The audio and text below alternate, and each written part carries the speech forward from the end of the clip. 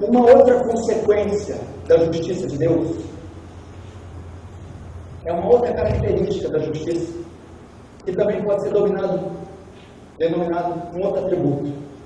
A consequência da justiça de Deus é a ira de Deus. A ira de Deus. Se olharmos para o século XVIII, se estudarmos a igreja do século XVIII, vamos ver que era comum uma ênfase nos púlpitos e na pregação da maldade do homem. O homem é mau, o homem é depravado, o homem é vulgar, o homem é corrupto e condenado. E também a ênfase é que Deus é justo, que Deus se encoleriza, que Deus se ira. Em resposta a essa afirmação, que era considerada rude, truculenta da parte de Deus, no século XIX a ênfase passa a mudar. Que o homem não é tão ruim, e que Deus não fica tão bravo assim. Deus é bom, Deus é amor, e que o homem não é tão ruim. E eles começaram a entrar em choque, em contradição, e alguns teólogos extremistas chegaram a dizer que o Deus do Antigo Testamento tinha momentos bizarros e até uma essência demoníaca no seu caráter, e de vez em quando executava com truculência o seu juízo, mas não são ali personificações exatas da natureza de Yahvé, porque ele não pode fazer esse tipo de coisa. Então a ênfase da ira, da justiça de Deus, da santidade deixou os púlpitos, e Deus passou a amar o pecador, e Deus passou a ser tão bom que passou a tolerar pecados, e o homem que era tão depravado e perverso passou a subir um pouco o nível, passou a ser bom.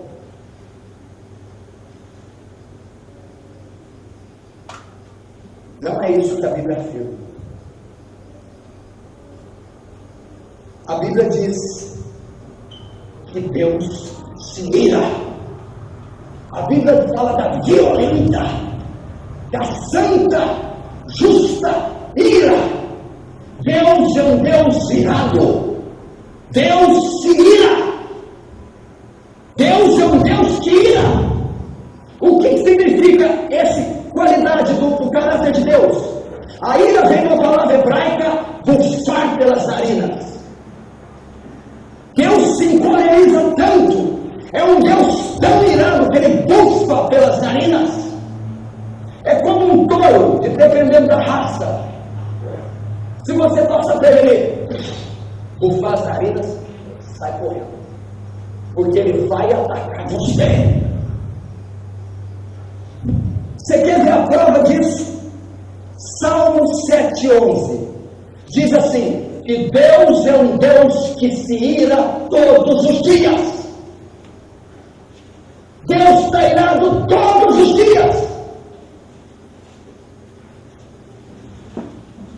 Salmo 7, verso 11: Deus é justo juiz, um Deus que sente indignação todos os dias. Se o homem não se converter, afiará Deus a sua espada, e já armou o arco e tem ele pronto. Para ele preparou já instrumento de morte, e preparou suas setas inflamadas.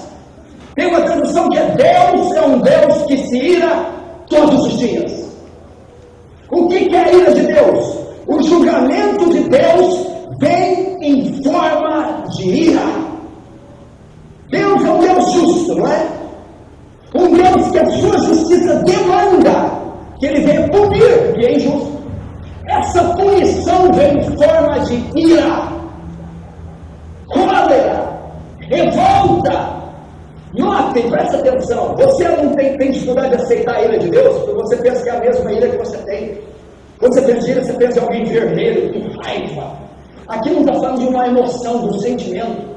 Ira de Deus não é um Deus que está bravo de pisar no pé dele. Ira é a reação que Deus tem contra o pecado por causa da sua natureza. A santidade e a justiça de Deus não são passivas. Quando a santidade e a justiça de Deus se depara com a iniquidade, elas têm que puni-la, e essa punição vem em forma de ira. Pastor, mas por que ele está irado todo dia? Por que Deus é um Deus irado? Porque todos os dias ele contempla as fontes de iniquidade sendo jorradas da sociedade.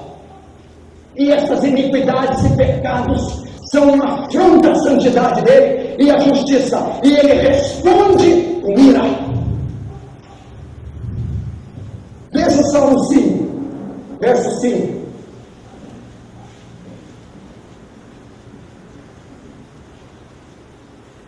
Os arrogantes não permanecerão à tua vista. Odeia a todos que praticam a iniquidade. Pastor, Deus não pode odiar. Pastor, desculpa, mas eu cresci em formação católica, eu ganhei uma cristã, essa igreja que eu orei veio da bola. Deus é amor. Deus não pode odiar. Deus é bom. Então eu vou pegar o sapo nas cruzes. Se Deus é amor, ele tem que odiar. Se Deus é bom, ele tem que odiar. Você ama crianças? Quem ama criança? Você ama?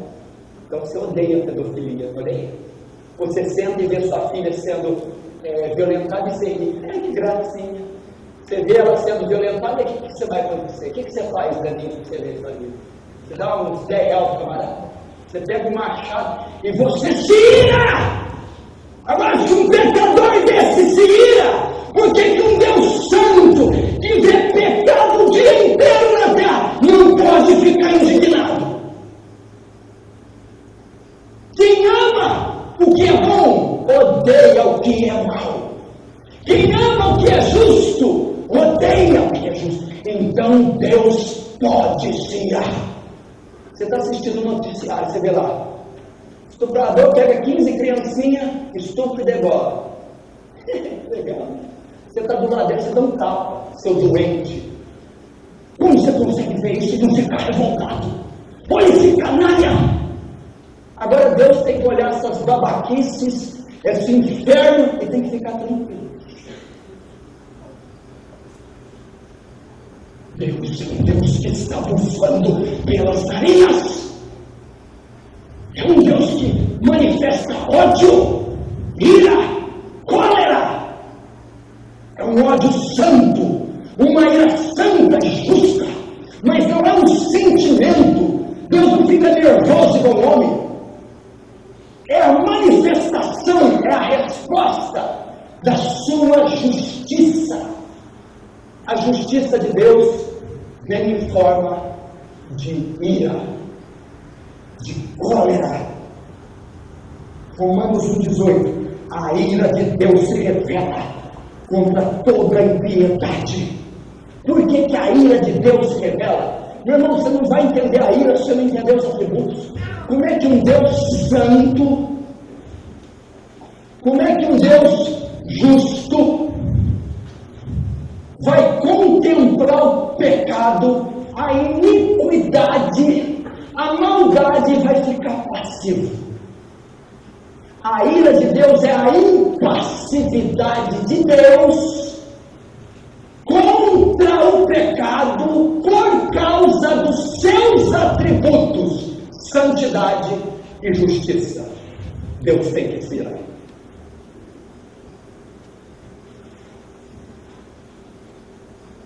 Pastor, mas isso é coisa do Antigo Testamento. Um Deus encolerizado. Engraçado, né? Quando é para promessa, Jesus Cristo é o mesmo ontem, hoje e sempre será. Quando é para ele julgamento, não, isso é coisa do Antigo Testamento. Ele não tem sombra de variação nem de mudança. Ele é o mesmo Deus. Então me mostra onde que Jesus ficou irado no Novo Testamento, quando ele entrou na casa do Senhor, no templo, e os campistas estavam lá, ele pegou uma toalha, ele manifestou a ira de Deus contra o pecado na porta do templo. Você quer ver uma declaração dele? João capítulo 3, da ira. João capítulo 3. João 3, verso 36, diz assim: por isso quem crê no Filho tem a vida eterna. O que todavia se mantém rebelde contra o filho, não verá a vida, mas sobre ele permanece o quê? Permanece o quê? A ira de Deus. A ira de Deus. A ira de Deus. O que significa? Vamos tentar entender isso melhor aqui. Efésios capítulo 2. Abre Efésios. Efésios 2. Verso 3. Entre os quais também todos nós andávamos outrora, segundo as inclinações da nossa carne, fazendo a vontade da carne e dos pensamentos, e éramos por natureza filhos da ira, como também os demais. Só que aqui tem um adendo. A ira não vem só pelas nossas ações. A ira vem pela nossa concepção. Éramos filhos da ira por natureza. Porque viemos com a semente de Adão, com o pecado. E Deus responde contra o pecado em forma de ira. Éramos filhos da ira. Estou falando de ímpio. Quando converteu. Quando era ímpio, éramos filhos da ira. Por natureza. Deus se ira porque o pecado está instalado no coração do homem.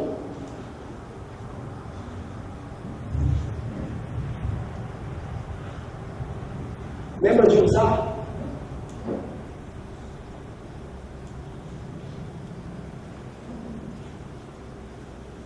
Estava carregando a arca.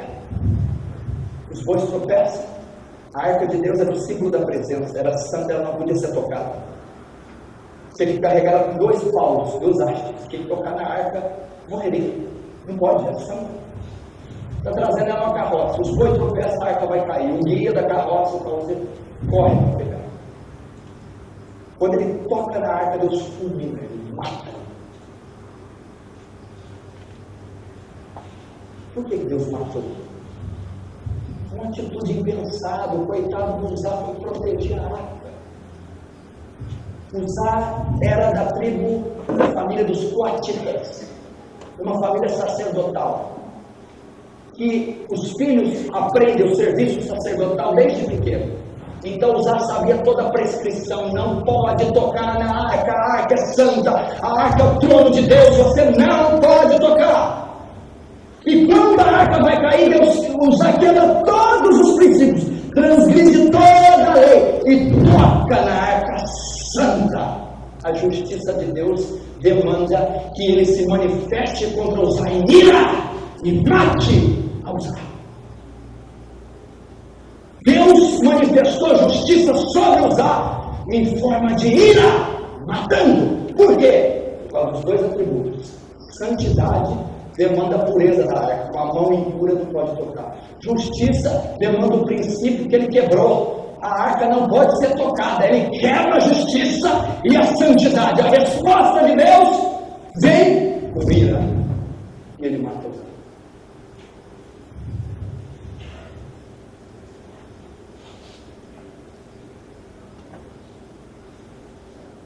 Pastor, mas mesmo assim, sabe, é porque você tem uma mente caída. Com você, passa. Não, isso não dá nada não. Deus tem excelência moral. Deus é sim e não. Deus age de acordo com a sua lei e com o seu caráter. Deus não age com sentimento, ai, tadinho. Não. Você tinha regras, você quebrou. E a minha natureza justa demanda que eu puna. Porque se eu te deixar vivo, eu sou injusto. Se eu te deixar vivo, eu deixo um transgressor sem punição. Entendeu? E a resposta, a cólera de Deus foi despejada sobre a cabeça de Uzá. Morreu. Nadab e Abiú. A mesma coisa. Vamos ler Levítico 10. Para nós entendemos um pouco mais da justiça e da ira de Deus. Levítico é o terceiro livro da Bíblia.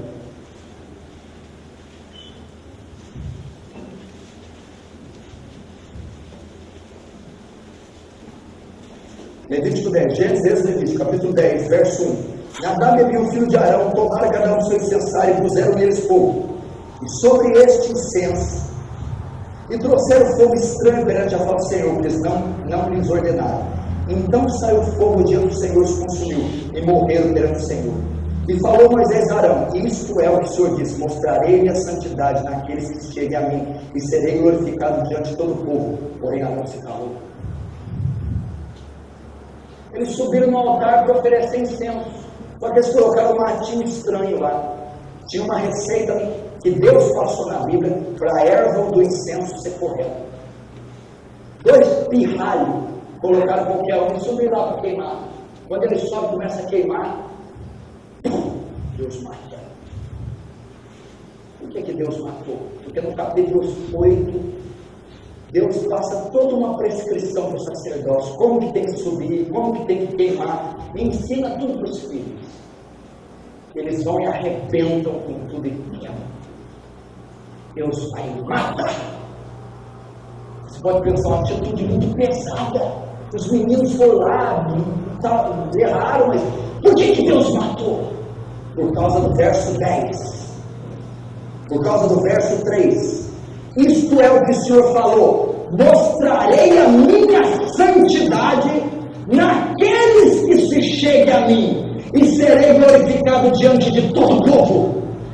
Eu não permitirei que a minha santidade seja tocada por aqueles que me servem.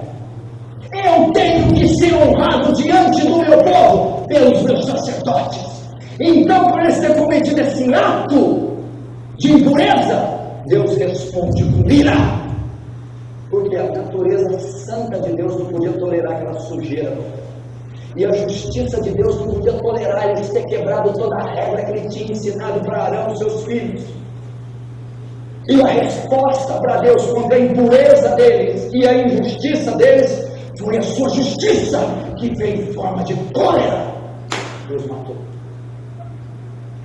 Nossa, pastor, Deus mata? Deus mata. Isaías diz: eu mato, eu faço viver, eu enfermo, eu saro, eu sou Deus, faço todas essas coisas. Você acha que é diabo que manda no mundo? Diabo é um piolho. Quem manda no universo é o Senhor.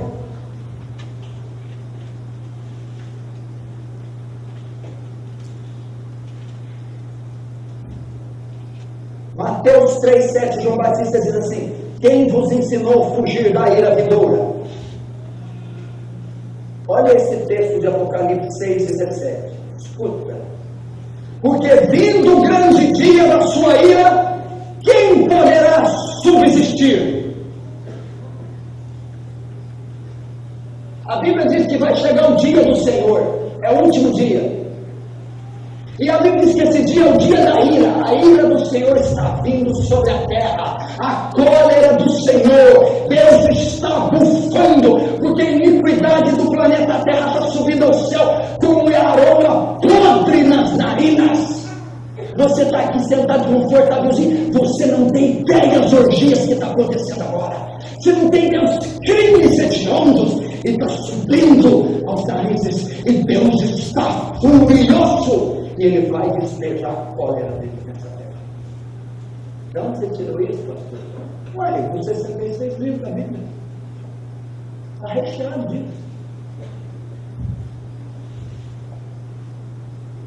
Colossenses 3,6: mortificai vossos membros, a prostituição e a impureza, coisas pelas quais vem a ira de Deus. Por que as pessoas e até cristãos não entendem a ira, o juízo de Deus? Por que até vocês têm dificuldade de entender a ira? Porque não sabem quem Deus é, porque não conhecem a Deus. Por isso a necessidade de conhecer os seus atributos. Por que Deus se ira? E por que eu não entendo que Deus se ira? Por que Deus julga? Por que Deus condena? porque Ele é santo, porque Ele é eterno, porque Ele é verdadeiro, porque Ele é justo, porque Ele é soberano. Mais uma vez, a natureza de Deus, o caráter de Deus demanda que Ele opere justiça. Você ora a um Deus justo, você faz obras a um Deus justo, você professa fé diante de um Deus justo, você vai ser julgado por um Deus justo. Deus é justo. E quando conhecemos os seus atributos, notamos que todos eles vêm de encontro com a nossa natureza ímpia. E Deus não pode permanecer indiferente ou passivo a isso. Por isso o juízo é necessário. Quando você dá conta que Ele é soberano, justo, santo, quando você dá conta que Ele é onipotente, onisciente, você nota que a natureza de Deus vem de encontro com a nossa, que é injusto, mau, mentiroso, trambiqueiro, ruim, imoral, soberbo, orgulhoso, perverso. Então a natureza de Deus colide com a nossa, e por ela ser excelentemente correta, Ele tem que ser, Ele tem que fazer justiça. E você vai ver Ele aplicando a justiça em toda a Bíblia. Datã, Corá e Abirão. Números capítulo 16. Se levantou a rebelião no arraial de Israel contra Moisés. Datã, Corá e Abirão. Quando Moisés retorna, Deus vem e aplica a justiça. Coloca fogo em todas as tendas de Arão, de Datã, e engole 250 pessoas vivas. O chão se abre e traga 250 pessoas. E traga algumas pessoas, 250 pessoas que são queimadas pelo fogo. O que é isso? Deus é mau, Deus não pode fazer isso. Deus está aplicando a justiça dele. A justiça do caráter demanda que ele puna. Então tinha ali centenas de rebeldes. A justiça de Deus aplicada condenou eles.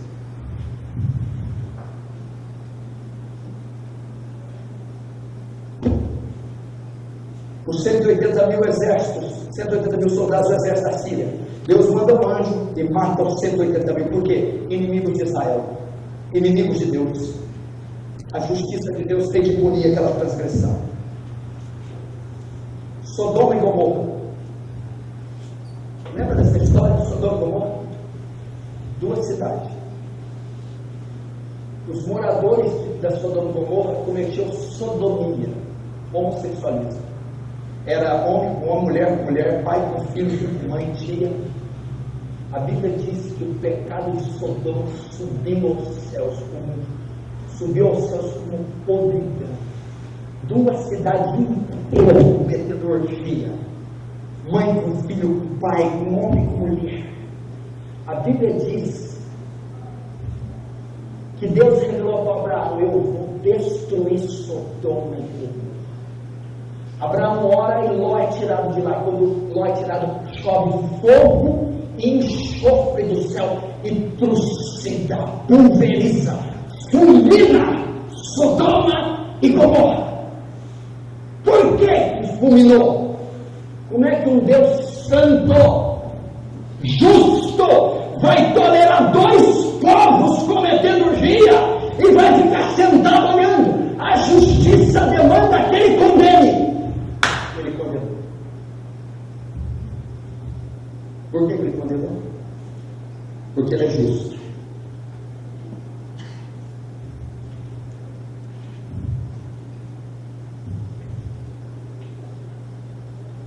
Escuta esse versículo. O dia que Deus retirar sua misericórdia, os homens gritarão: caí sobre nós montes e rochedos, escondei-nos da face daquele que se assenta no trono da ira do Cordeiro, porque chegou o grande dia da ira, e quem é que pode subsistir? Apocalipse capítulo 6. Sabe o que vai acontecer no cenário apocalíptico? As nações vão estar todas no pecado, as igrejas apóstatas. E Deus vai vir com a sua ira, e os homens perceberão e começarão a gritar: caí sobre nós montes e rochedos, instrumeiros da ira do Cordeiro. Por que eles falam isso? Nós pecamos demais, nós fizemos coisa errada demais, chegou a hora de prestar conta, e a ira vai ser despejada.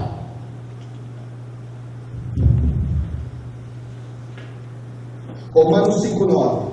Logo agora, tendo sido justificados pelo seu sangue, seremos por ele salvos da sua ira.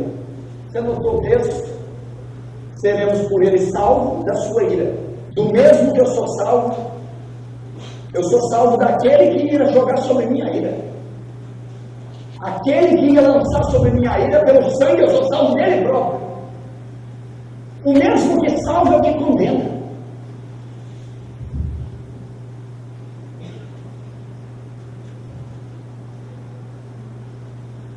Abre comigo Apocalipse capítulo 15.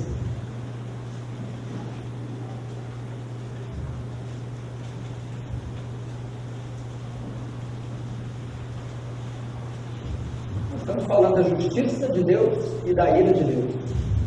Presta atenção. Ai, pastor, eu não acredito nisso. Vamos ver se tem na Bíblia. Apocalipse 15, verso 1. Vi no céu outro sinal grande e admirável: 7 anjos tendo 7 últimos flagelos, pois com este se consumou a ira de Deus, a cólera de Deus. Verso 7, Apocalipse 15, 7. Então dos 4 seres viventes deu aos 7 anjos 7 taças de ouro, cheias da ira de Deus, que vive pelos séculos dos séculos. Deus é um Deus irado.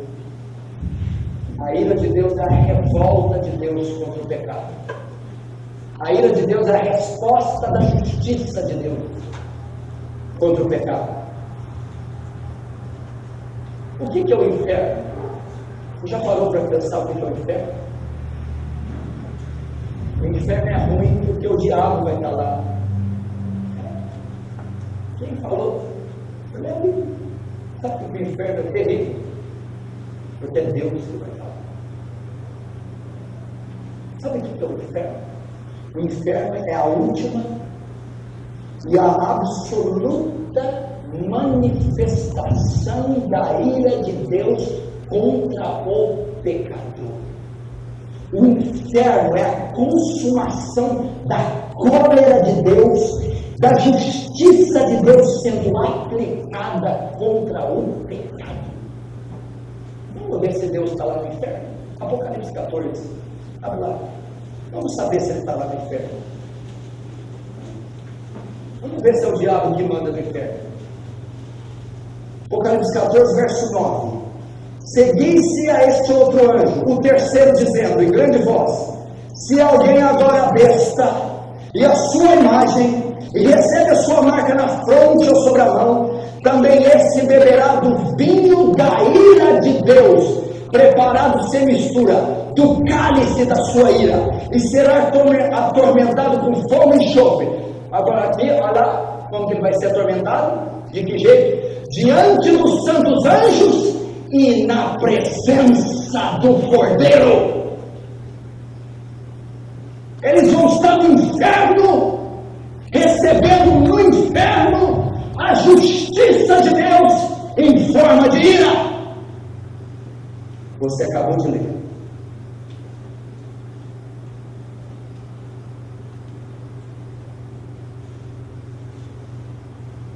O inferno é o derramar da ira de Deus sobre a impiedade. Por quê?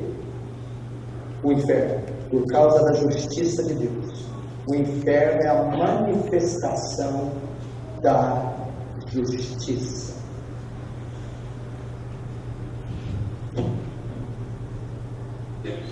Eu vou te dizer uma coisa aqui que você vai arrepiar. Agora eu vou chegar no clímax da justiça.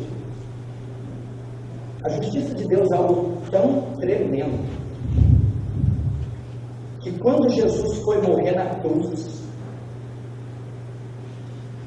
ele levou o pecado do povo dele. A justiça de Deus é algo tão reto, é tão inerente, que por causa da justiça, nem no próprio Filho ele poupou. Quando ele olha para a cruz, é o Filho que está, a segunda pessoa da Trindade. Só que o Filho está manchado com menos seu pecado.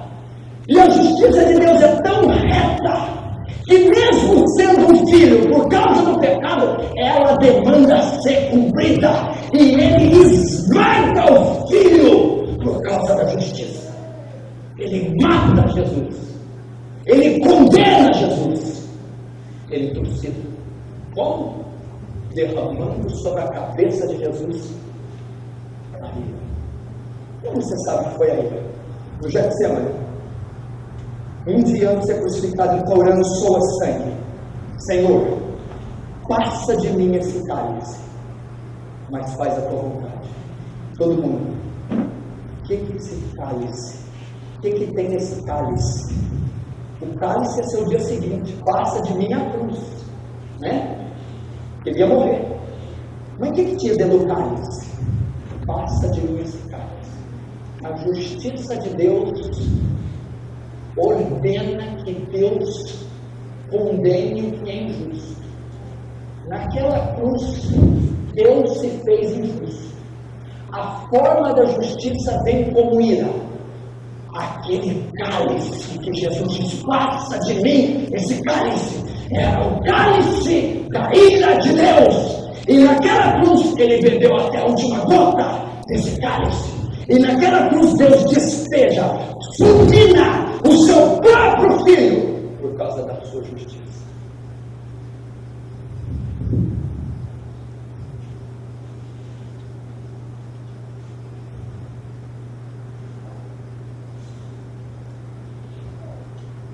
Por causa da sua justiça. Dois atributos que Deus manifesta em Cristo. A Bíblia diz que quando ele está na cruz, ele grita, Elohim, Elohim, lama sabachthani. Deus vira o rosto. Por quê?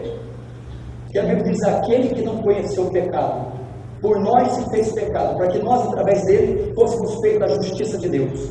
A santidade de Deus, que está em Abacuque 1,13, tu é tão puro de olhos, que não pode contemplar o mal. O mal estava sobre Cristo. Então Deus, por causa do atributo santidade, desvia o rosto do Filho. Por que Deus condena? Por causa do segundo atributo, justiça. O primeiro atributo Deus não pode contemplar. O segundo, Deus tem que punir. E para não punir você, pune o Filho, matando o. Aí você diz, Deus me salvou. Salvou de quê? Dos meus pecados. Não. Não salvou só dos seus pecados, não. Mas pastor, me salvou de quê? Dele mesmo. Ele não te salvou do diabo. Ele não te salvou do inferno. Ele não te salvou só do pecado. Ele te salvou da ira dele. Porque você não vai prestar conta do diabo no final do tempo. Você não vai prestar conta do demônio. Você vai prestar conta ao juiz de toda a terra.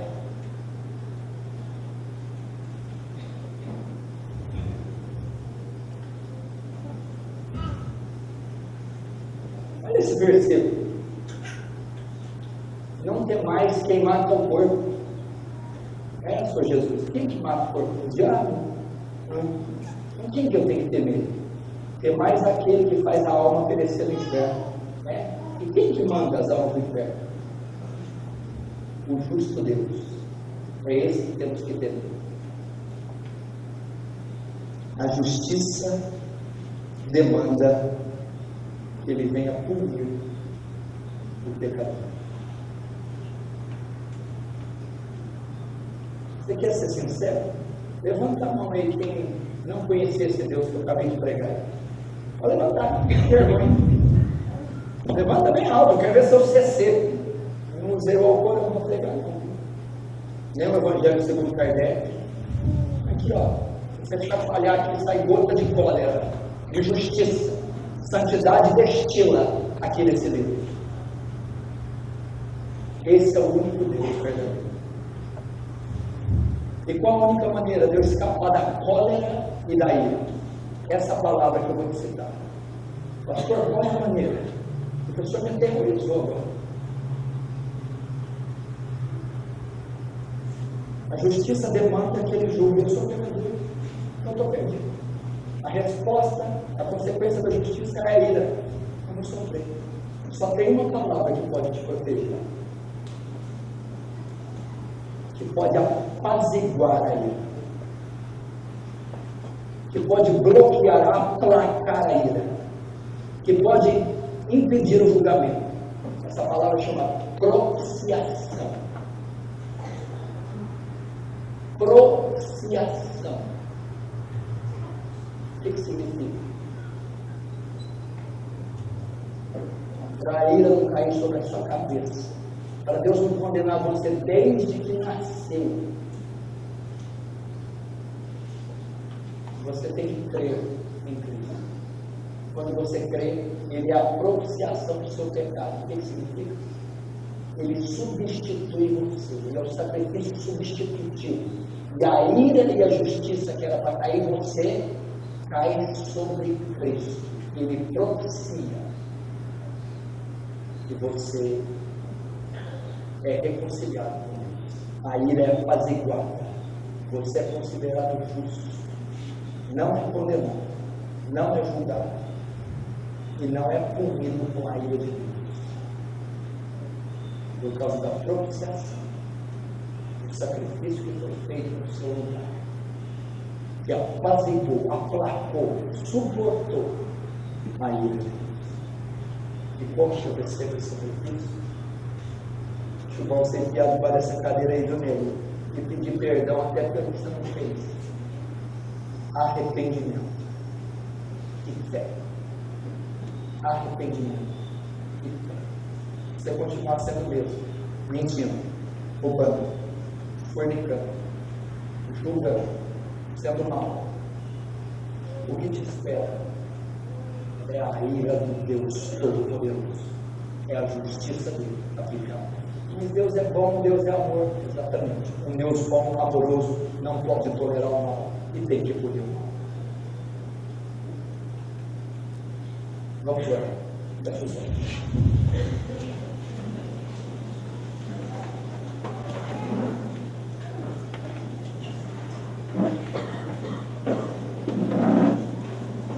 Pai Santo, Pai Justo, ó Deus, essas palavras não só nos amedrontem e nos aterrorizam, mas elas nos têm um santo temor e reverência diante da sua santidade. O Senhor não veio para julgar o mundo, mas para salvar o mundo. Mas aqueles que te rejeitaram, não creem no Filho unigênito do Pai, esses receberão o julgamento. E a sua cólera será despejada. Senhor, nós temos pouco tempo, Senhor. Essa nação está debaixo de juízo. Esses pastores estão debaixo de juízo. Essas falsas igrejas estão debaixo de juízo. E tudo que as espera é a sua violenta cólera. Deus tem misericórdia. Abra os olhos dessa nação, Senhor. Abra os olhos desses cristãos equivocados, ignorantes e cegos. Deus, leva eles de volta para o Evangelho. Leva eles de volta a conhecer sua natureza, seus atributos, sua justiça. Deus, todo o pecado que eles cometem, que nós cometemos, é uma ofensa contra a sua santidade. É uma ofensa contra a sua justiça. E o Senhor não pode ficar passivo. Isso será punido com sua ira. Mas Deus usa de misericórdia. Abre os olhos do teu povo. Abre os ouvidos. Traz a verdade de volta aos públicos. Traz o Evangelho bíblico verdadeiro. E traz o único Deus verdadeiro aos corações e mentes do teu povo. Para que no dia da ira sejamos poupados. Sejamos poupados. Ó Deus, ser Cristo nossa propiciação. Ser Cristo nosso advogado. Ser Cristo nosso sacrifício substitutivo. Ó Deus, e pelo teu Evangelho, o teu Espírito, leva os homens, leva a mim, leva os incrédulos a se arrependerem e crerem no Evangelho de Jesus, para que sejam salvos e poupados naquele dia. Amém e amém.